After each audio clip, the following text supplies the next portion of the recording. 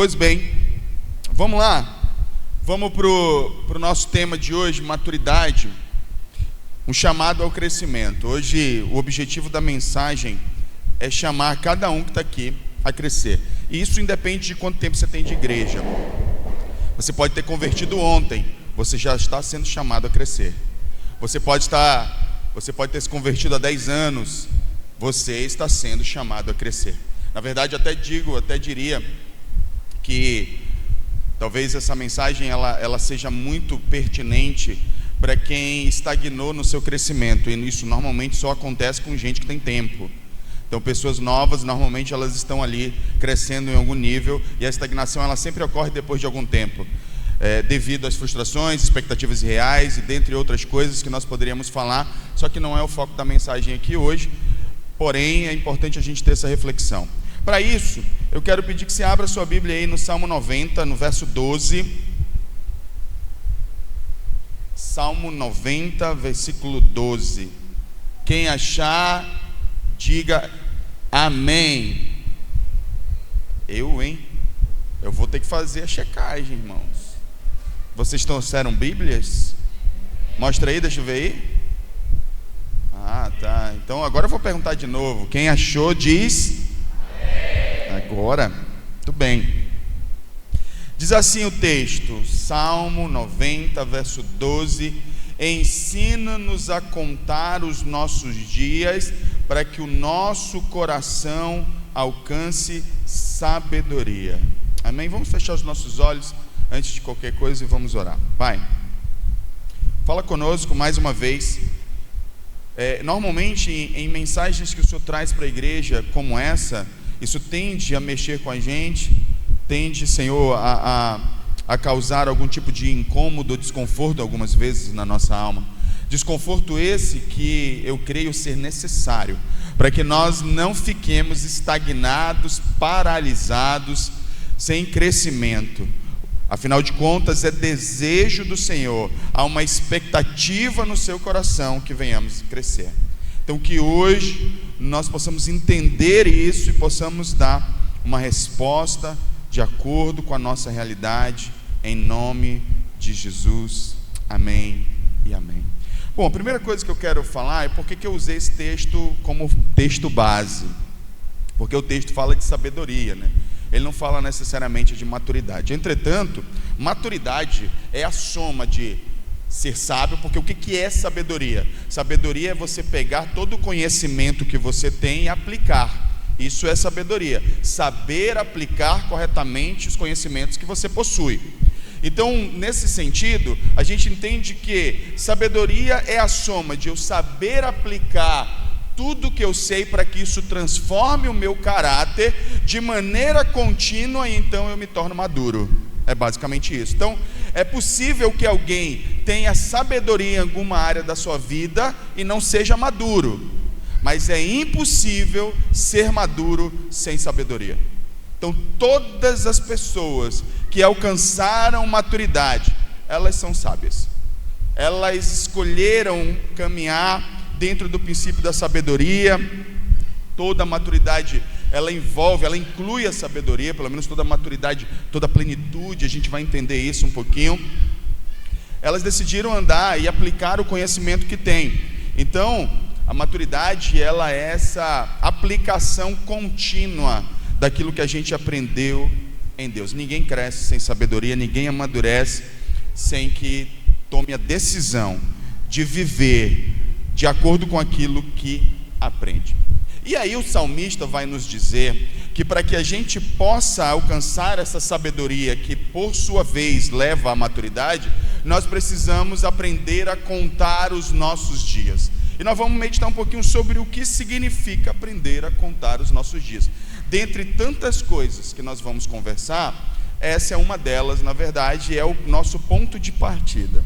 O ponto de partida é a gente aprender o que é contar os nossos dias. Diferente do que a gente imagina, todas as vezes que a gente ouve, pelo menos eu, né, a frase aprender a contar os nossos dias, o que me vem à cabeça é aprender a contar numericamente quantos anos eu tenho, mas nós sabemos que o texto, mesmo que a gente não tenha estudado de maneira profunda o texto, a gente entende que não pode ser só isso, que isso tem implicações muito maiores.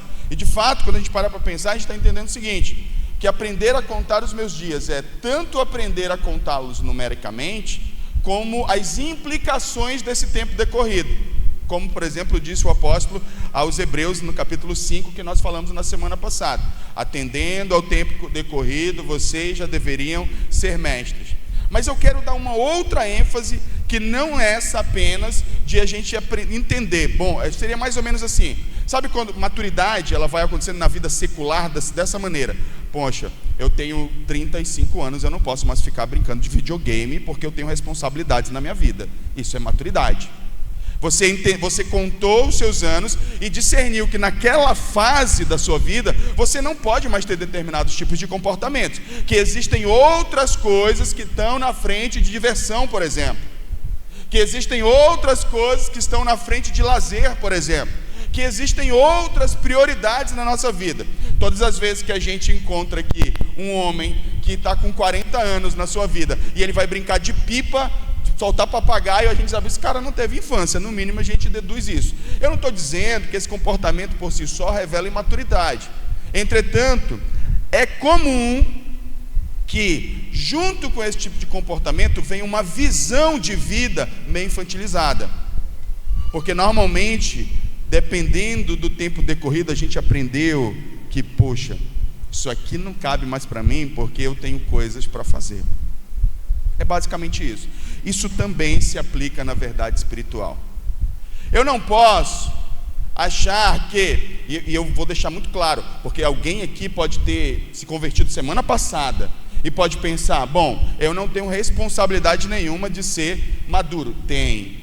Você tem responsabilidade de ser mais maduro hoje do que era ontem. Você não tem a obrigação de ser maduro como alguém que tem 10, 15 anos de fé, mas você tem a sua parcela de responsabilidade nesse processo.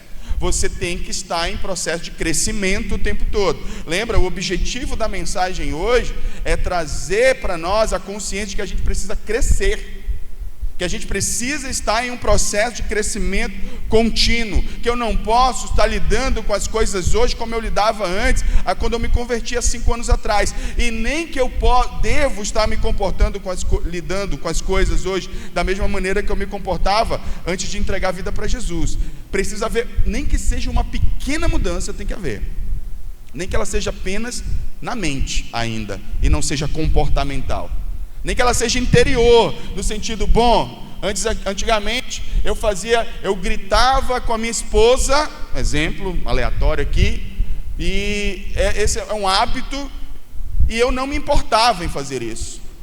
Eu me converti semana passada, eu voltei a gritar com a minha esposa agora, mas agora tem alguma coisa dentro de mim que diz que eu estou fazendo alguma coisa errada. Ok, você já começou a crescer. Ainda que seu comportamento, se você foi capaz, inclusive se você foi capaz de reconhecer para a pessoa que você errou, você já começou a amadurecer. Isso é vida cristã. Ponto. Qual o problema da nossa geração, da igreja dessa geração? É que não cresce espiritualmente muitas vezes, estagna, paralisa. A única coisa que muda, eu já disse isso em outras mensagens, a única coisa que muda para muita gente que entregou a vida para Jesus, eu não vou usar a palavra supostamente, que eu senti vontade de usar agora, para não colocar em xeque a decisão de ninguém, mas me parece que muitas vezes a única coisa que muda é a agenda, é o local que eu frequento no domingo à noite, porque o resto está exatamente inalterado na nossa vida, e isso é um grande problema. Nós não estamos amadurecendo, e isso é um grande problema.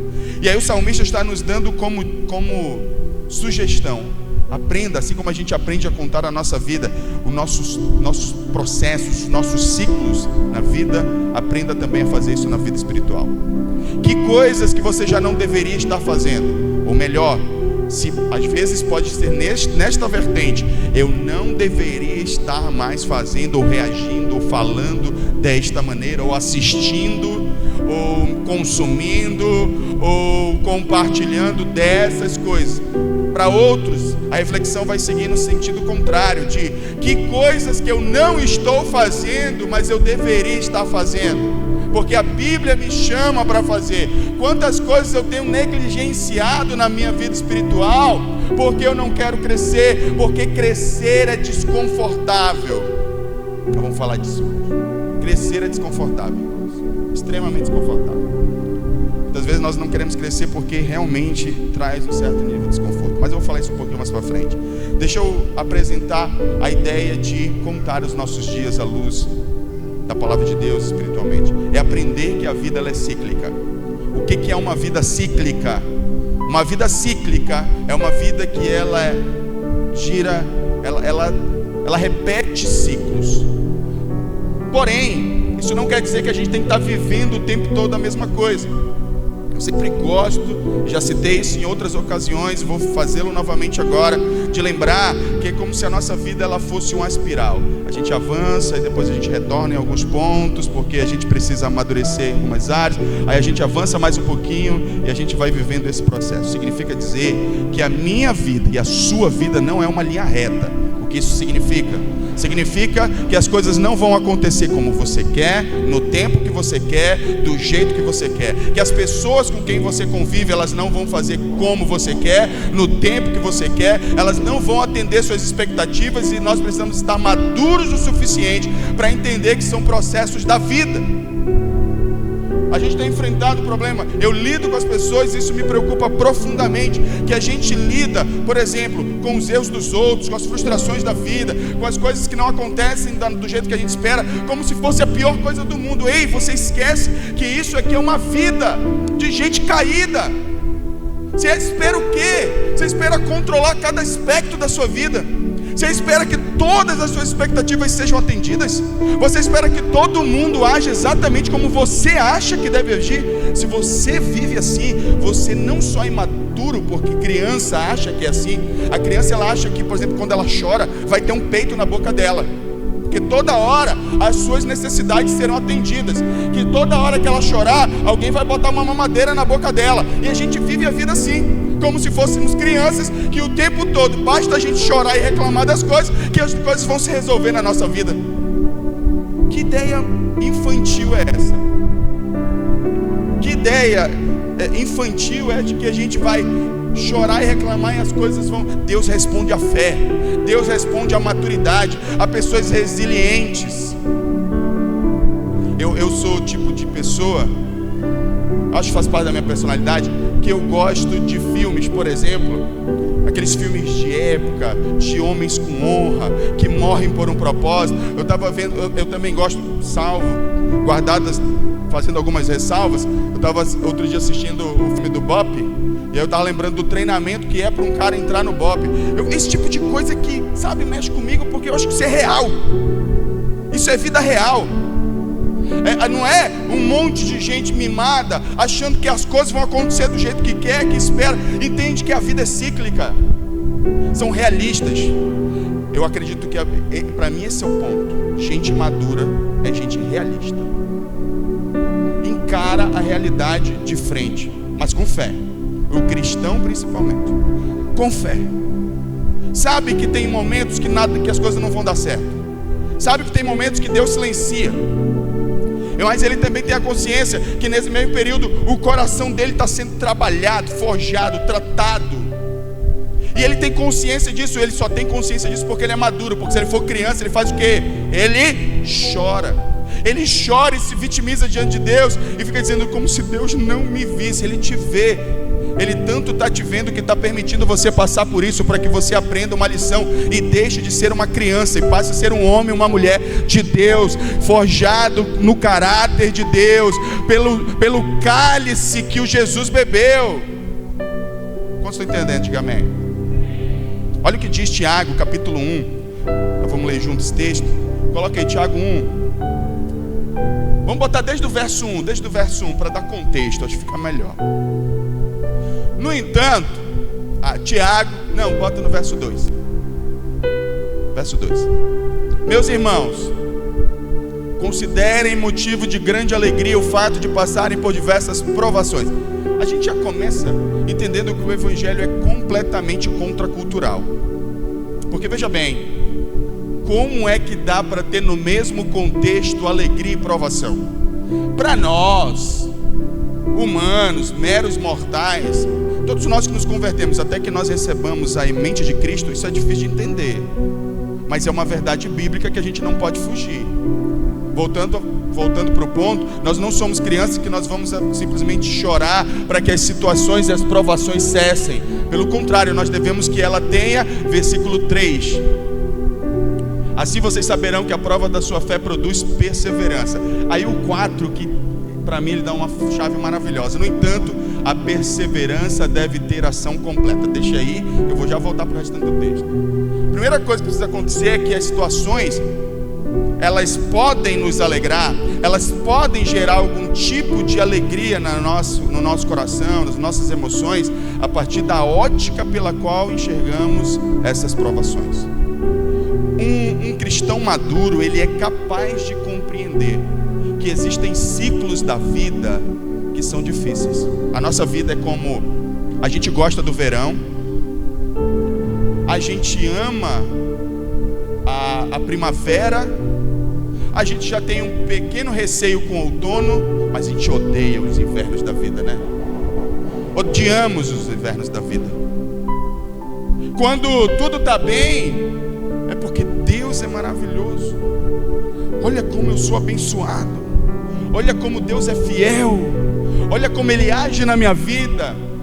Quando tudo vai mal, a gente começa então a olhar, essa mesma convicção, ela desaparece. Eu gosto de fazer uma relação com uma analogia dos nossos casamentos. Quando tudo vai bem no nosso casamento, a gente diz: encontrei o homem e a mulher da minha vida. Quando alguma coisa sai fora daquilo que esperamos, a gente diz: maldito dia em que casei com essa pessoa. A gente é ambivalente, é ambíguo, a gente não tem certeza dos sentimentos que a gente carrega. A gente é circunstancial. Só que o Senhor conserva em perfeita paz aquele cujo propósito é firme, aquele que tem convicção de fé, que não é levado de um lado para o outro, que nós vamos já ver aqui, pelas ondas, pelas circunstâncias. Maturidade é você entender qual ciclo da vida você está vivendo. Alguns podem estar vivendo aqui o verão ou a primavera das suas vidas, mas você já veio de invernos. Na verdade, talvez um inverno te trouxe para a presença de Deus. Foi um tempo de extrema escassez, nada frutificava, nada dava certo, estava tudo muito difícil, e você concluiu: Deus pode me ajudar nesse momento. E você estava certo ao concluir isso. E aí, a estação seguinte, produzida pelo Senhor, o Senhor vem e começa a trazer aqui o verão. As coisas começam a florescer, começam a dar certo, e você fica extremamente feliz. Só que aí o tempo passa, e acontece que o seu caráter não está formado. Então Deus vai ter que começar a permitir determinadas circunstâncias na sua vida para formar o seu caráter. Aí vai vir um tempo de inverno, porque vai ser um tempo que você vai ser convidado a crescer, e isso vai te tirar da tua zona de conforto. Isso vai te tirar da tua zona de conforto. E aí você vai, se você não tiver maturidade, o que você vai fazer? Você vai começar a duvidar de Deus, se Ele te ama mesmo, se Ele te enxerga. E o desafio da fé é você continuar crendo em quem Deus é e não naquilo que Ele produz. Que Ele é Deus do inverno, que Ele é Deus do verão, que Ele é Deus da primavera, que Ele é Deus do outono das nossas vidas. E não importa qual ciclo estejamos vivendo, Ele é. A gente tem que acreditar nisso. Mas muitos de nós nos deixamos levar. Nós somos levados. Aí ele diz: no entanto, a perseverança deve ter ação completa, a fim de que vocês sejam perfeitos. Coloca depois na NVI, porque a NVI ela traz a palavra maduros e íntegros. Porque perfeição, a palavra perfeição na Bíblia, sempre que você lê qualquer texto bíblico, onde você ler a palavra perfeitos, até que alcance a estatura do varão perfeito, a gente está falando de maturidade, e nós vamos já entender o que significa ser maduro biblicamente. Então, sem que lhes falte coisa alguma, e esse é o segredo. O segredo é viver como se nada nos faltasse, Maturidade é isso. Não é viver como se a gente tivesse o tempo todo perseguindo alguma coisa, como se está sempre faltando algo, e Deus e as pessoas ao nosso redor, elas precisam suprir o que falta em nós. E aí a gente faz guerra, a gente briga com as pessoas, a gente se magoa por tudo, ficamos extremamente milindrados, porque tudo ofende, tudo machuca, não somos capazes de olhar nos olhos, resolver nossos problemas, nossas diferenças, comunicar nossas emoções. Conseguimos, a gente só consegue reagir para tentar produzir, seja em Deus ou seja nas pessoas com quem a gente se relaciona, aquilo que a gente quer que aconteça. A gente quer fazer isso brigando. Os homens tendem à agressividade, as mulheres tendem a serem mais chorosas, melancólicas, para alcançar aquilo que querem, seja de Deus, seja dos outros. Tem os manipuladores, né? Que aí tem nos dois grupos de sexo. Tem as mulheres e os homens manipuladores, que manipulam as falas, manipulam o comportamento, querem manipular, acham que podem, erroneamente, não sei como, mas acham que pode de alguma maneira manipular Deus, mas se não acham que podem manipular Deus, acham que podem manipular os outros. Isso é tudo sinônimo e fruto da imaturidade. O Senhor espera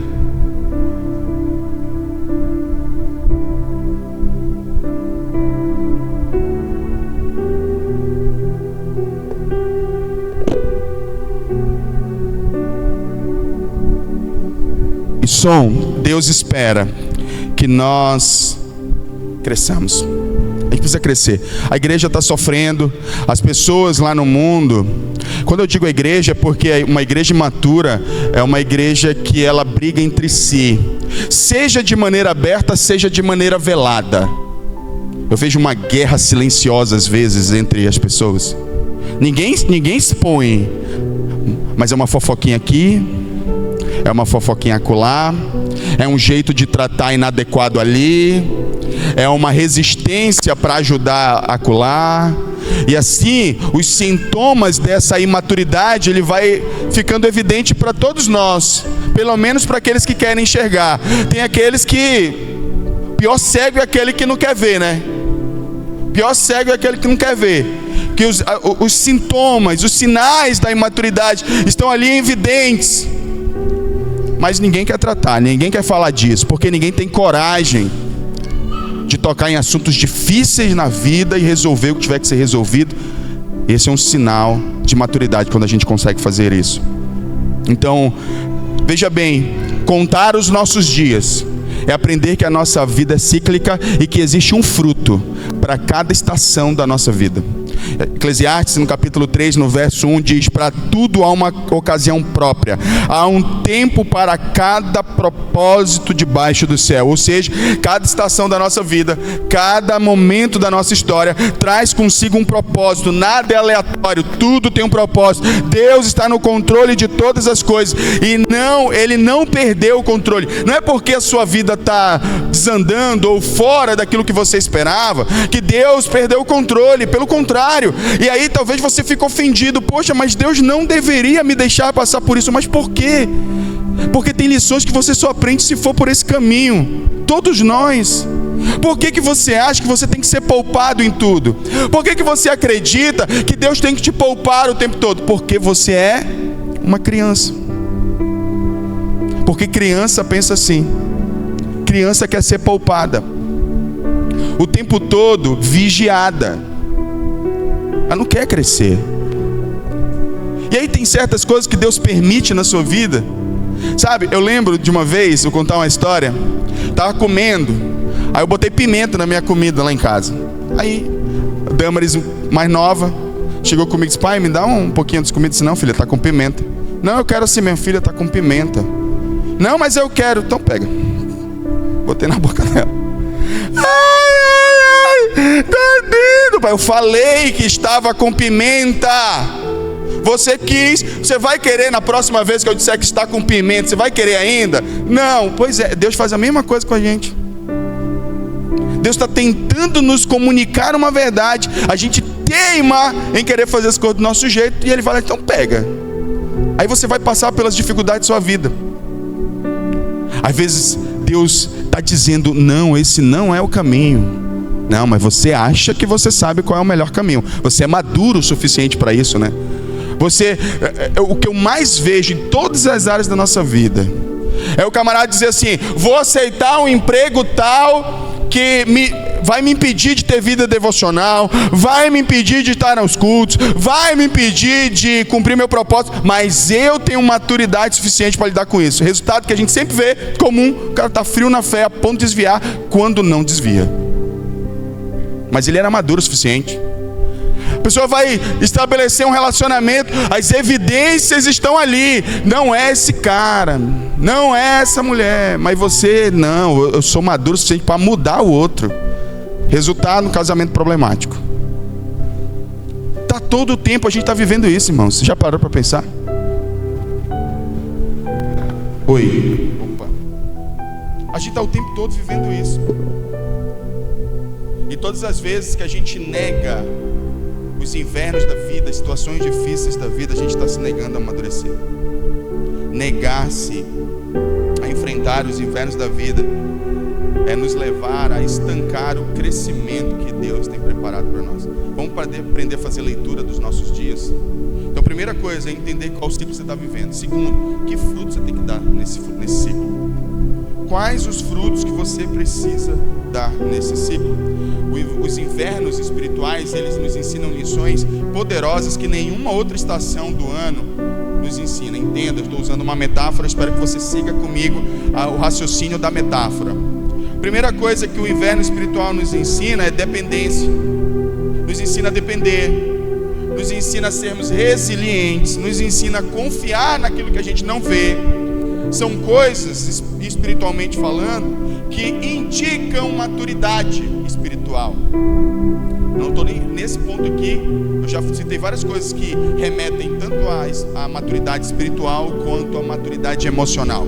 Nesse ponto aqui me refiro exclusivamente à maturidade espiritual. Essas virtudes: depender, confiar, descansar, suportar, coisas que a gente não aprende quando está tudo bem na vida.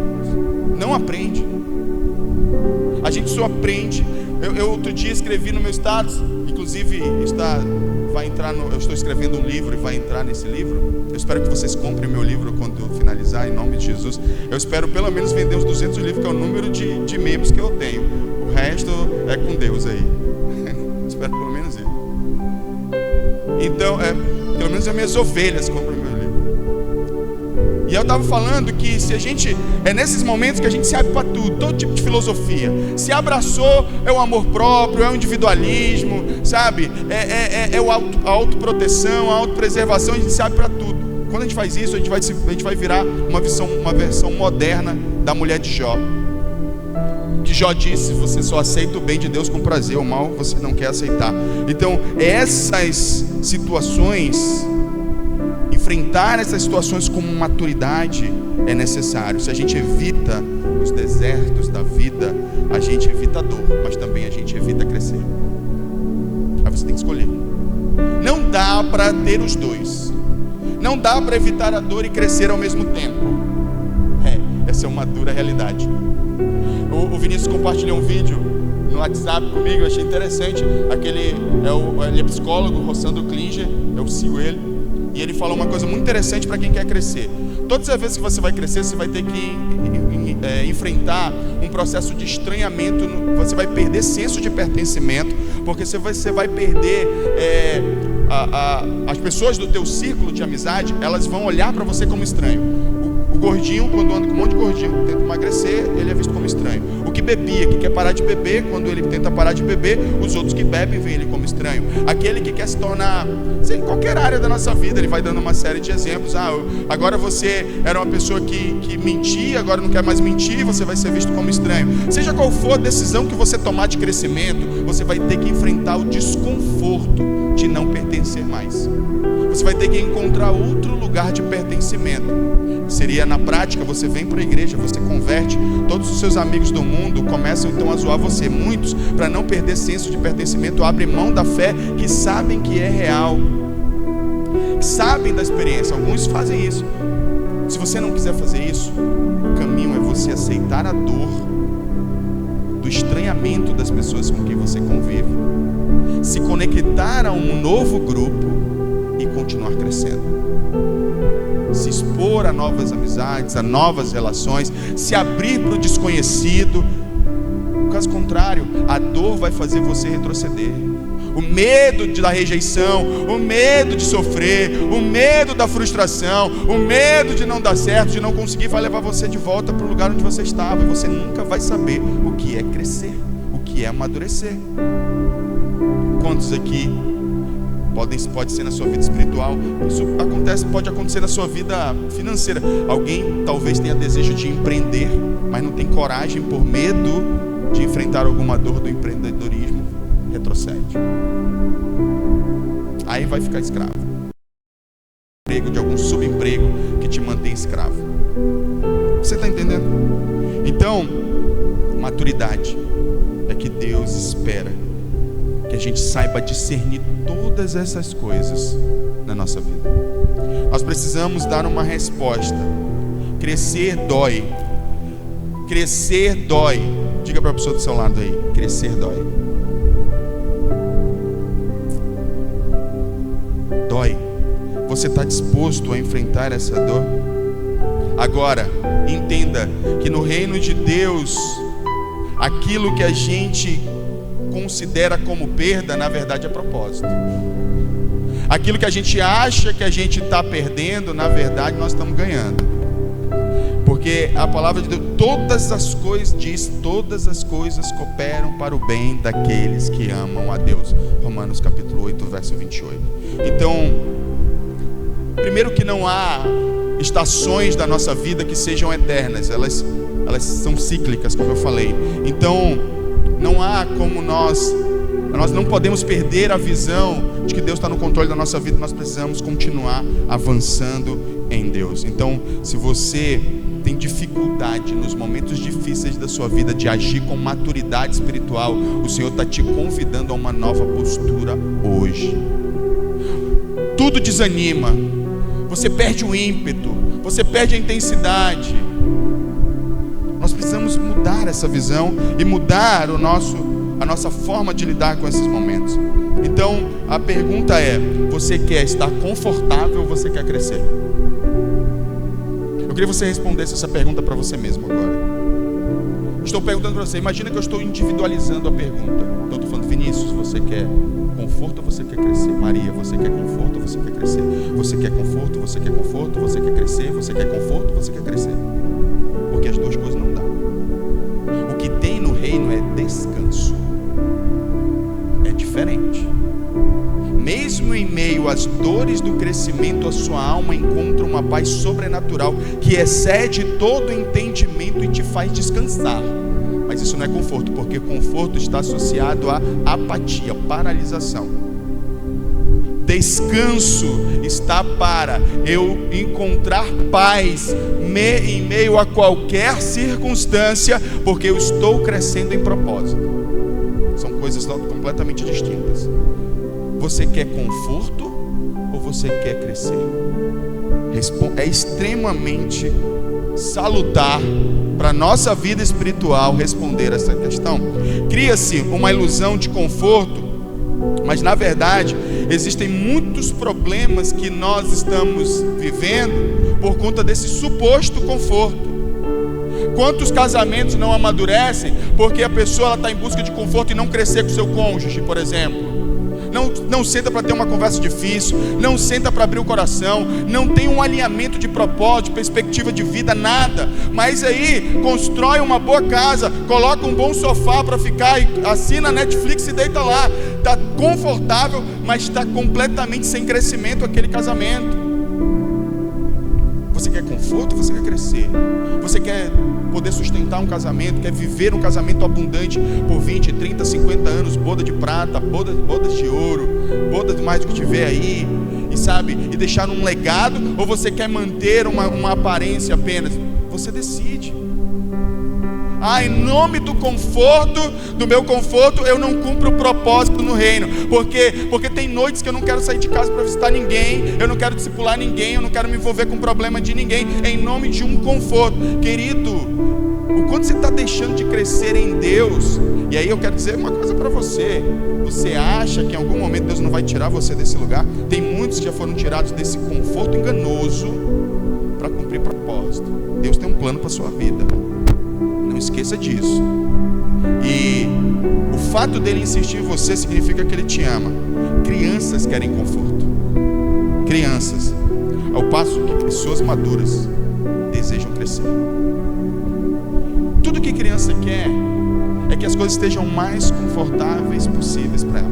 A comidinha esteja na mão, que a mamãe esteja disponível quando precisar, que o papai atenda todos os pedidos, que todas as suas necessidades sejam supridas. Criança quer isso. Adulto, maduro, quer crescer. E para isso ele vai enfrentar todas as situações necessárias para que possam crescer. Então significa dizer que quando eu fujo das situações difíceis porque eu quero evitar o crescimento, mas estou em busca do conforto, eu estou deixando de amadurecer. Nós precisamos orar. É tão verdade que olha como é que isso se reflete na nossa vida espiritual. Quando alguma coisa difícil na tua vida começa a acontecer, na maioria das vezes, o que a gente pede para Deus quando as coisas ficam difíceis? Deus, tira essa coisa difícil da minha vida. Ninguém pede, Senhor, me dá mais coragem, Senhor, me dá mais fé, Senhor, eu quero mais ousadia. Lembra uma vez eu compartilhei aqui Atos 4, a igreja, os apóstolos estavam sendo perseguidos, foram presos, e aí ao ser presos eles não vão lá, Deus, nos livra dessa prisão. Eu disse, Senhor, nos dá mais ousadia para que a gente continue fazendo o que tem que ser feito, mesmo que isso redunde em mais prisões, porque é o que gente madura faz. Gente madura, filhos maduros, eles não estão em busca de conforto, eles estão em busca de crescer, e eles sabem que em algum momento crescer vai significar ser tirado desse lugar de conforto, e está tudo bem para eles, porque eles estão mais focados nos resultados do crescimento do que nos resultados do conforto. Eu estava ouvindo outro dia o pastor Paulo Borges, e ele disse uma coisa interessante. Jesus, ele só morreu na cruz porque ele não era filho de crente.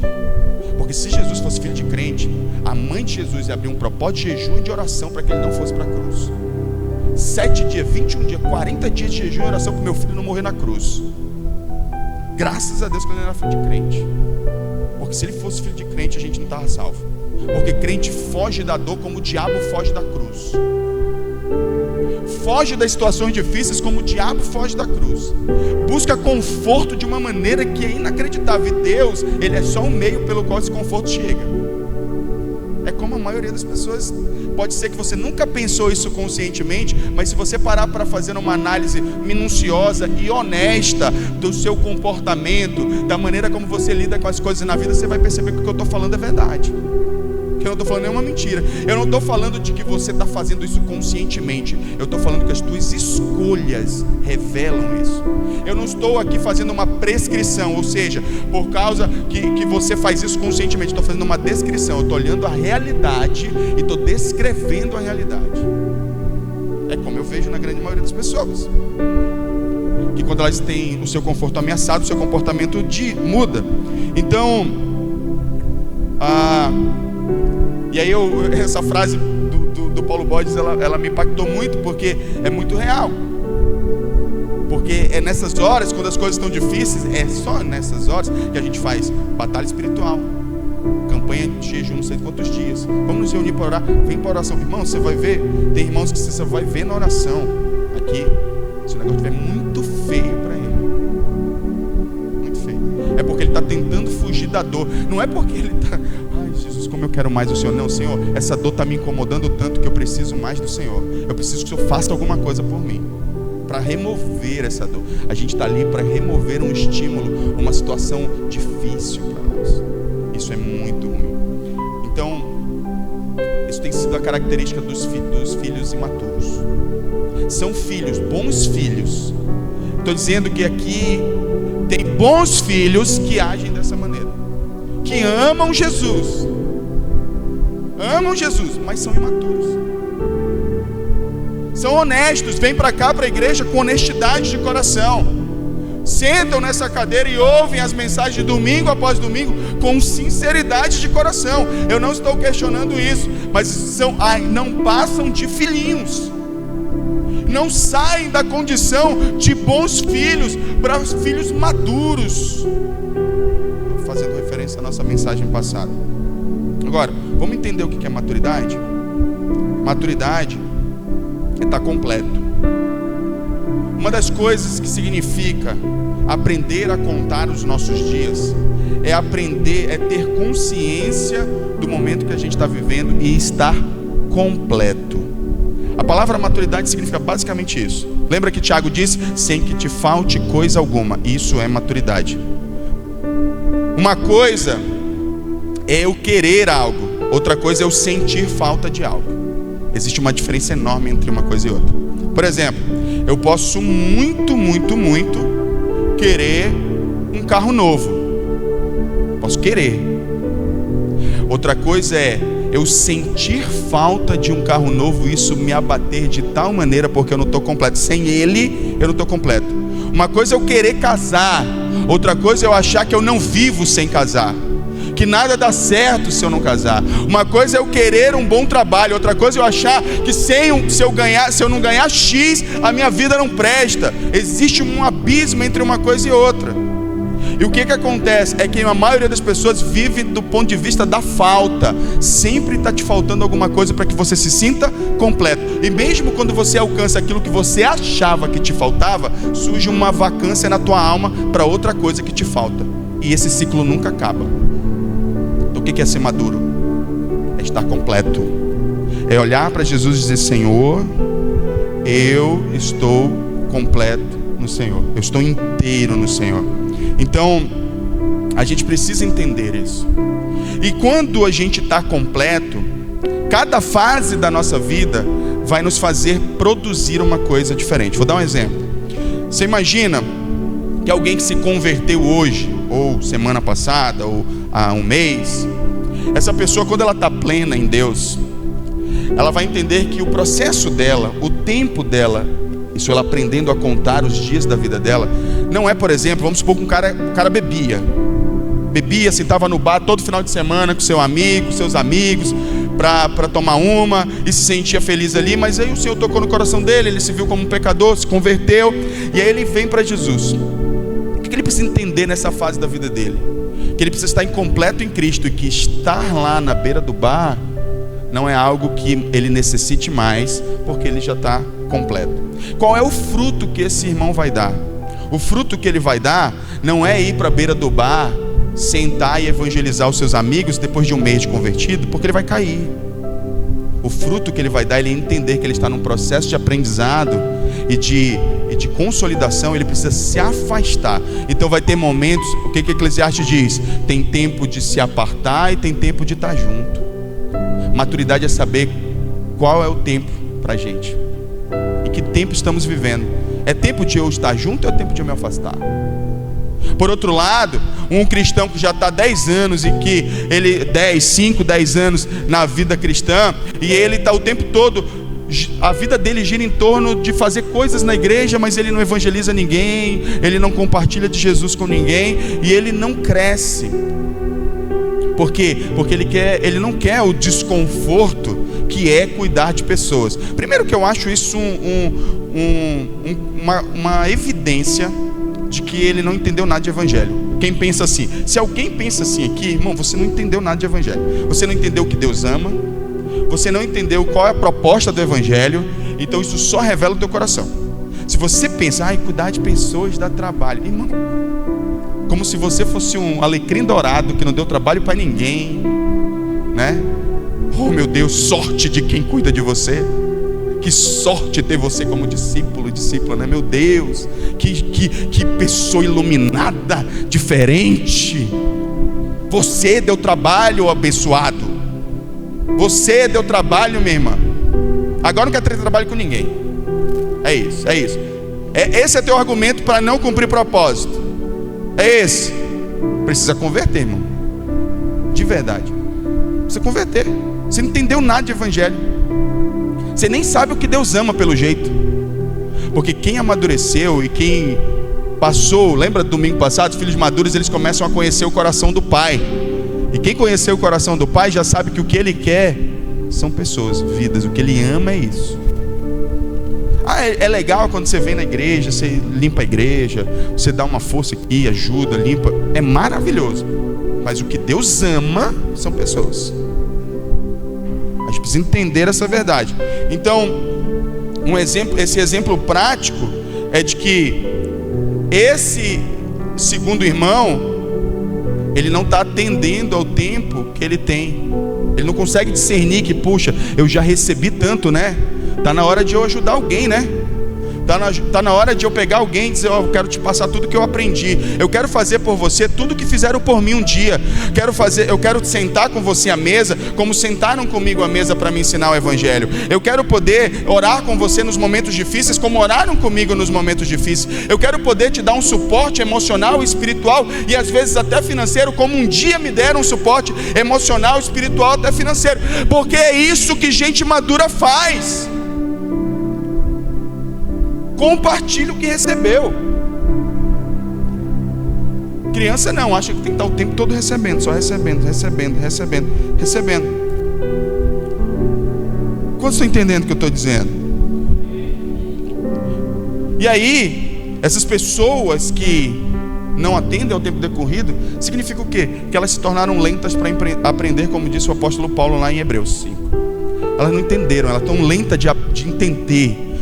Tempo passa, como é que é mesmo? O que é evangelho mesmo? Evangelho é isso? Eu pensava que era ir para a igreja, orar por bênçãos, pedir para Deus abençoar minha casa, minha família, minhas finanças. Tem essa parte do evangelho que a gente compartilha o que Deus fez com a gente com os outros. Tem, irmão, tem. Olha que legal. Não é legal? É maravilhoso viver essa parte também, tá? É maravilhoso a gente entender que a vida não gira só em torno da gente, que a gente não é um eterno bebê que está o tempo todo com uma mamadeira na boca, que a gente uma hora, nós vamos sair desse lugar e nós vamos colocar a mamadeira que era nossa, vamos colocar na boca de alguém agora, porque ela já não serve mais para a gente. Estão entendendo? Essa é a lógica do reino.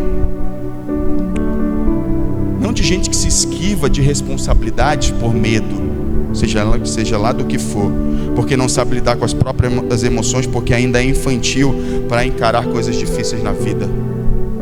Eu tenho medo de fracassar. Você não entendeu, o evangelho não se trata de você, meu irmão. Deus não está testando as tuas habilidades. Deus não quer, na verdade, pouco importa as tuas habilidades para Deus. O que Deus quer saber é o quão capaz você é de obedecer. Na verdade, Deus chama os incapazes justamente por isso. Porque na capacidade, a nossa confiança está posta nela. Na incapacidade, a nossa confiança só pode estar posta em uma pessoa, Cristo. Então aprove a Deus escolher as coisas loucas dessa vida, justamente por isso.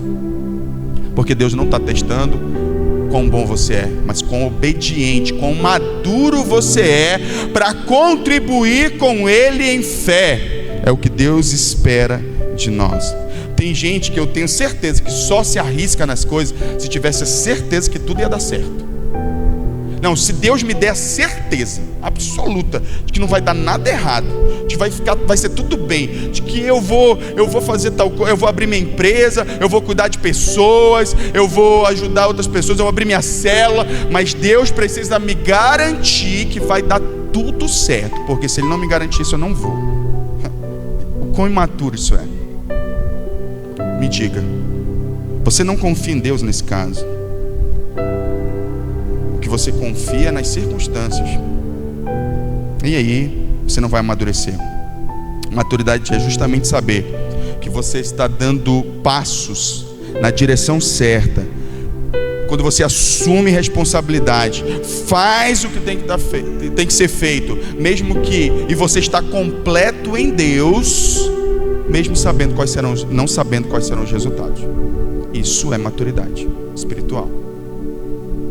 Você imagina, pense um pouquinho, reflita o que foi para Abraão ter que aceitar o convite de Deus para ir para uma terra que ele não disse qual era, que ele não disse quanto tempo levaria para chegar. Tem todas as dificuldades, mas Abraão aceitou. Ele aceitou ir. Isso é fé. Então a gente precisa entender neste ponto que ou a gente escolhe o conforto, ou a gente escolhe crescer. É o que Deus está fazendo. E para isso nós precisamos estar completos em Deus. Não podemos sentir falta de nada. Bom, o próximo tópico que eu quero trazer é que ser maduro é estar consciente da sua vocação, de quem você é. Existe uma falsa humildade muitas vezes nas pessoas, quer dizer, não, eu não sei de nada não, você precisa saber quem você é. Você precisa entender quais são os seus dons, você precisa entender quais são as virtudes que Deus colocou em você. Você não pode se orgulhar delas e nem usar isso para humilhar ninguém, mas você precisa saber que Deus te deu coisas, te deu ferramentas, te deu dons com um propósito. E quando você é maduro o suficiente para reconhecer isso em você, você vai colocar isso à disposição do reino de Deus. Então, não é só a gente ter o comportamento correto de vir à igreja, mas a gente colocar tudo que Deus nos deu à disposição dele. Olha o que diz Efésios capítulo 4, verso 1: andai de modo digno da vocação a que foste chamados. Paulo está dizendo, o modo de viver nasce do entendimento do chamado. Meu modo de viver, ele anda de acordo com o entendimento que eu tenho do propósito para o qual Deus me criou. Se ele me deu determinadas habilidades, essas habilidades elas devem ter um propósito. É só para você ganhar dinheiro com as suas habilidades? Não! É para você servir pessoas, abençoar pessoas, usar isso como meio de alcançar o coração das pessoas para o reino. Muita gente confunde vocação com profissão.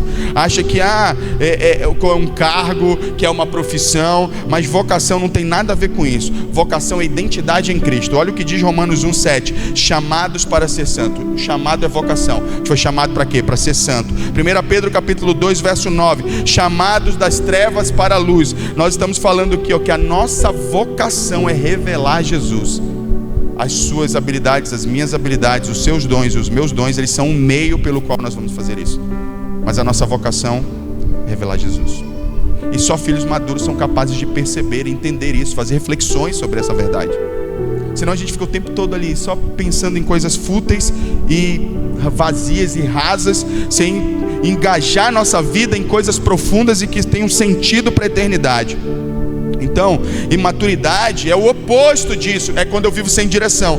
Filhos imaturos não sabem, crianças não sabem o que querem ser da vida, elas não têm clareza. Você vai perguntar de uma criança o que ela quer ser. Eu quero ser astronauta. Ela não faz ideia do custo que é, de que isso é muito difícil, principalmente na nossa cidade, porque ela não reflete sobre essas coisas. Não reflete. Boa parte das crianças que dizem que querem ser uma coisa, elas mudam de ideia quando amadurecem, porque elas vão vendo qual é a realidade e contexto que elas estão colocadas. E elas percebem que não é como elas esperavam.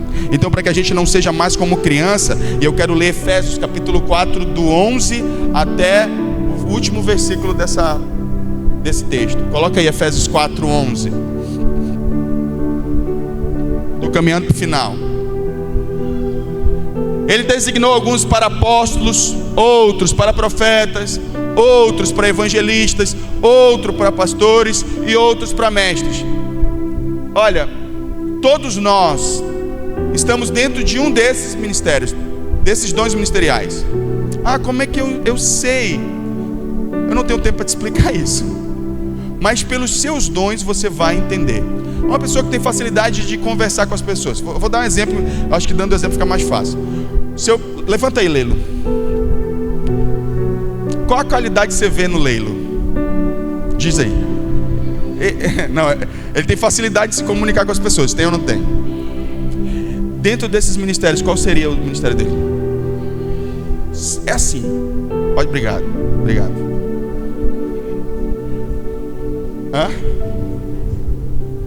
Subir parede, ele tem facilidade de subir parede.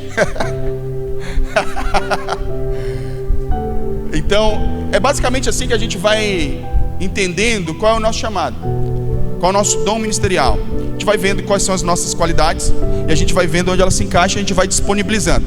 Muitos de nós conseguem fazer a primeira parte. Eu sou um profeta. Maravilha, glória a Deus. Agora você está fazendo o que com isso? gente que sabe para o que foi chamado, mas não faz absolutamente nada a respeito. E aí você não amadurece. Olha só o que diz os versos seguintes: com o fim de preparar os santos para a obra do ministério, para que o corpo de Cristo seja edificado. Então vamos colocar propósito aqui. Primeiro propósito: edificar a igreja. Quando cada um de nós, e a lógica bíblica é a seguinte, ó, quando eu cumpro o meu ministério, você cumpre o seu, eu edifico você. Você pode dizer assim: ai, o pastor está pregando uma mensagem maravilhosa. Beleza, eu estou edificando você. Mas e você está me edificando como? Se você não usa o seu. Eu preciso do seu dom para ser edificado. Eu preciso do seu dom para ser edificado. Ou você ainda é um menino, uma criancinha infantil que pensa: é obrigação do pastor me edificar, mas eu não tenho nenhuma responsabilidade com ele. Se você pensa assim, você é uma criança. Eu preciso do seu dom, o seu dom me edifica. Vou dar um exemplo. Já aconteceu de pessoas com dom profético chegar comigo assim: pastor, Deus me mandou dizer isso aqui para o senhor. E aquilo fazia total sentido para mim. Eu fui edificado pelo dom da irmã que chegou comigo e falou a verdade da parte de Deus para minha vida. Mas se você ainda, porque é imaturo, porque tem medo, é imaturo porque não quer assumir responsabilidade, é imaturo por todos os motivos que eu já citei aqui, você não faz isso, eu deixo de ser edificado. Mas não somente eu, essa pessoa que está do seu lado. Dá uma olhadinha para o lado aí, dá uma olhadinha para trás também. Dá uma olhadinha, olhem uns para os outros, por favor, em nome de Jesus. Quando você não exerce o seu dom, essa pessoa que está perto de você também está deixando de ser edificada. Ponto 1. Com o fim de preparar os santos para a obra do ministério. Ou seja, o meu ministério ajuda você a exercer o seu ministério me ajuda a exercer o meu, e assim a gente vai, para que o corpo de Cristo seja edificado. Verso 13: até que todos alcancemos a unidade. Outro propósito: quando está todo mundo cumprindo com a sua parte, é ou não é mais fácil ter unidade? Sabe por que nos falta unidade na igreja? Porque a gente não converge num único lugar. Um quer uma coisa, um tá focado aí eu preciso ver meu casamento. Aí o outro está focado: não, eu preciso ganhar dinheiro. O outro está focado no ministério, mas a nível egoísta, porque ele quer ser visto de maneira orgulhosa. O outro está focado no seu ministério pelo mesmo motivo. Não há convergência nesse momento, e a igreja sofre com falta de unidade por causa disso. Quando todo mundo cumpre honestamente no seu coração a sua parte, o resultado é unidade. E, irmãos, eu nem vou pregar sobre isso porque eu não tenho tempo, mas os frutos da unidade estão descritos na Bíblia. É crescimento abundante. Mas vamos lá: para que todos cheguemos à unidade da fé e do conhecimento do Filho de Deus, e que cheguemos Não tem como ser maduro se você não faz sua parte. Não tem como. Se você acha que os outros têm que fazer, mas você acha que não tem que fazer nada, que não cabe a você, que isso é papel do pastor, é papel dos líderes. Você, eu e você, todos nós temos uma parte para doar no reino, e só chegaremos à maturidade se isso acontecer, atingindo a medida da plenitude. Isso é maturidade, atingir a plenitude de Cristo. Verso 14, mas eu vou continuar. O propósito, tem mais, o segundo propósito para que isso aconteça, é que deixemos de ser como crianças, levados. Qual é a característica que o apóstolo decide usar para descrever uma criança? Pessoas levadas de um lado para o outro pelas ondas, ou jogadas para cá e para lá por todo o vento de doutrina, pela astúcia e pela esperteza de homens que induzem ao erro. Uma hora eu quero uma coisa, outra hora eu quero outra. Hoje eu quero Jesus, eu amo Jesus. Amanhã, ai não, eu tenho que fazer outra coisa da minha vida. Esse negócio de ser crente não é para mim. O tempo todo uma hora a gente quer uma coisa. É inconstância total. Ora eu estou animado, eu quero fazer tudo. Uma hora eu estou uma hora eu estou outra hora eu estou igual a galinha da Angola. Estou fraco. Essa inconstância o tempo todo é a característica que o apóstolo está dando de criança. Uma hora está pensando de um jeito, aí vem alguém, buzina no teu ouvido, eu quero dizer: meu irmão, esse negócio de ser fiel, esse negócio de igreja, esse negócio, aí é mesmo, né? É mesmo, eu vou cuidar da minha vida. Aí você vai, aí dá tudo errado, aí você volta. Não, Deus me chamou, tenho certeza que Deus me chamou. Aí você volta e volta animado. Não, agora é para valer. Aí vem alguém buzina mais outra coisa no teu ouvido. Aí você, o tempo todo como uma criança sendo levada de um lado para o outro. Nunca tem convicção de nada, de fé. O propósito é que o Senhor quer nos tirar desse lugar. Aí ele continua, verso 15: antes, seguindo a verdade em amor, cresçamos em todas as coisas naquele que é a cabeça, Cristo. Esse é o chamado de Deus para nós. E aí agora, eu disse que eu estava terminando, mas eu esqueci, eu não rolei para baixo aqui o negócio. Aí tinha mais um tópico. Mas deixa Deus falar contigo. Porque o meio de chegarmos nisso aqui é evitar a autopreservação. E eu quero mostrar isso. Maturidade é se entregar. Se entregue. Olha o que diz Marcos capítulo 8, do verso 31 em diante. Olha como Cristo era maduro. Então ele começou a ensiná-los: o Filho do Homem tem que sofrer muitas coisas e ser rejeitado pelos anciãos, pelos chefes dos sacerdotes, pelos mestres da lei, ser morto e ressuscitar 3 dias depois. E falou claramente a esse respeito. Então Pedro, chamando-o à parte, começou a repreendê-lo. Jesus, porém, voltou-se, olhou para os seus discípulos e repreendeu Pedro, dizendo: para trás de mim, Satanás, pois não pensa nas coisas de Deus, mas nas coisas dos homens. Jesus está dizendo: eu vou me entregar, viu? Eu vim a esse mundo para isso, para me entregar, para dar tudo de mim. Aí vem um infantil, e aí eu vou usar o termo porque Jesus está falando, usado pelo diabo. Pedro nesse momento foi usado pelo Satanás. Vai dizer: não, para que tudo isso, Jesus? Se poupe. O Rossandro Klinge, ele fala de vozes amorosas que nos impedem de crescer. Oh, meu filho, vem a tua esposa, o teu cônjuge, tua mãe, teu pai, diz: oh, meu filho, para que tudo isso? Não precisa. Essa é uma força amorosa que trabalha contra o teu amadurecimento, porque ela não entende, não é por maldade. Satanás, nesse momento, ele é o autor disso. Então, quando a gente olha do ponto de vista agrícola, quando é que uma fruta ela é madura? Quando ela está pronta para servir de alimento para alguém, basicamente.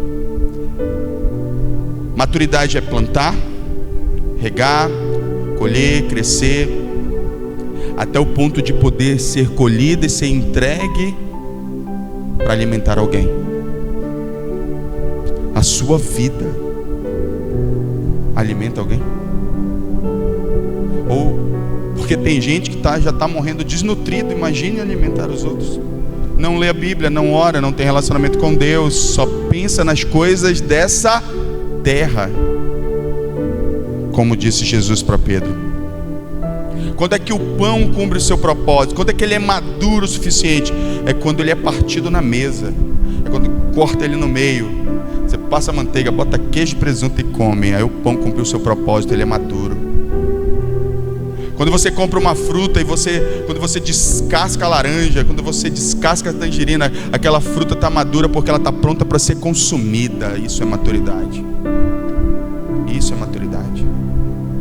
Eu só faço isso se eu estiver completo. Se eu não tiver medo, só faço isso se eu for capaz de reconhecer as estações da minha vida. Eu só faço isso se eu não estiver me preservando. Eu só faço isso se eu estiver completo em Deus. Isso é maturidade. E Deus, eu vou citar, nem estava aqui na minha mensagem, mas eu vou lembrar que a criação aguarda com grande expectativa a manifestação dos filhos maduros de Deus. Você imagina como é que seria ter uma igreja só de gente madura? Consegue imaginar? Eu consigo. Pode até ser utopia da minha cabeça. Pode até ser utopia. Mas eu sonho com uma igreja madura. Com a gente sendo maduro. Maduro nas nossas relações. Maduro na nossa relação com Deus. Maduro nos nossos negócios, nas nossas emoções. Eu imagino que isso causaria um grande impacto, inicialmente, nas pessoas que nos cercam. causaria um grande impacto no local onde Deus nos plantou aqui na cidade de Deus.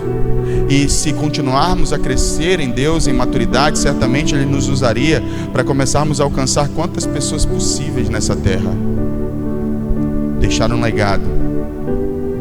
A gente vai morrer, a gente só tem uma vida para viver. Eu sei que a maioria, a gente tem uma igreja muito jovem, né? TPB Reviver é uma igreja jovem. Então a maioria ali está na fase adulta. Poucos estão na fase adulta intermediária ali, dos 45 a 65. Então a gente não pensa sobre morte. Pensar sobre morte é altamente saudável. Como assim, pastor? É altamente saudável. É diretivo para a vida. Você nunca esquece que você está de passagem nessa vida. Você nunca esquece que que nós temos que ter um propósito espiritual. Você nunca esquece, quando pensa em morte, que existe uma eternidade. Mas como a gente vem de uma cultura que foge da dor, pensar em morte é a última coisa que a gente quer. Mas olha que a gente evita pensar em uma realidade inevitável. A gente não quer falar sobre morte, a gente não quer falar sobre coisas ruins. A gente não gosta, bate na madeira. Tem gente crente cheia de superstição ainda. Porque a gente não gosta dessas coisas. Mas só tem uma maneira de crescer, é encarando as coisas difíceis da vida. Passei a pensar mais sobre morte na minha vida, eu passei a ser mais produtivo na minha vida. Porque todas as vezes eu lembro que eu sou um ser que estou destinado à morte. Então eu vou fazer o que com a minha vida? Eu vou ficar na frente de uma televisão se eu vou morrer daqui a algum tempo? Eu vou produzir alguma coisa que seja relevante para o reino. Quando eu me lembro que estou destinado à morte, eu lembro que eu preciso servir melhor as pessoas, que eu tenho que amar mais as pessoas, que eu tenho que dedicar mais tempo para o que é importante nessa vida. Encarar as coisas difíceis da vida é maturidade. Quero convidar você a ficar de pé nessa noite.